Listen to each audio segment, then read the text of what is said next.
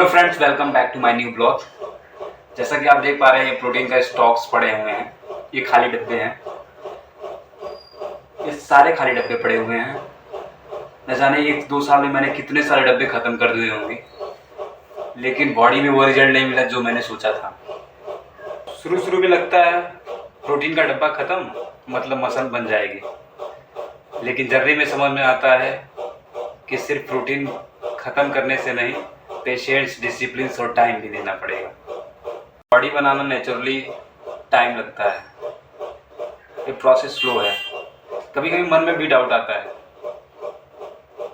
कि आप इतने पैसे ख़त्म किए, इतने टाइम दिया, इतना जिम किया, इतने प्रोटीन के डब्बे ख़त्म किया, फिर भी इतना बढ़िया रिजल्ट नहीं मिल रहा है। लेकिन धीरे धीरे ये भी समझ में आता है कि ये प्रोसेस स्लो है।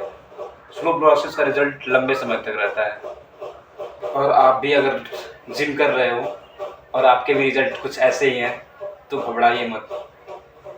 This is the natural process, it will take time. So कभी भी डिमोटिवेट मत होइए, क्योंकि इस प्रोसेस में समय लगता है। रिजल्ट अगर धीरे आते हैं तो वो रिजल्ट लंबे समय तक टिका भी रहता है। मुझे भी कभी कभी लगता है कि मैं भी छोड़ दूँ, लेकिन फिर ये बात याद आती है कि मैंने जिम इसलिए ज्वाइन किया था कि मुझे मसल रिकवरी करनी है, बॉडी ग्रोथ करना है।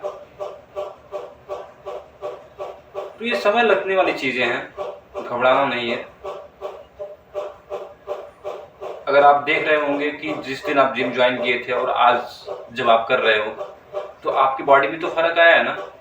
इंस्टेंटली बहुत फ़र्क आता है। अगर आप शुरुआत के दिनों में ज्वाइन करेंगे तो 1-2 महीने का जो रिजल्ट होता है वो बहुत ही अलग होता है। 1-2-3 महीने का लगता है कि बॉडी बनाना बहुत आसान है, लेकिन जैसे ही आप इस प्रोसेस में आगे बढ़ते हो, ये बहुत स्लो हो जाता है। इसलिए डब्बा खाली हो जाए पर हिम्मत नहीं। बेस्ट ऑफ लक, मिलते हैं अगले ब्लॉग में। धन्यवाद।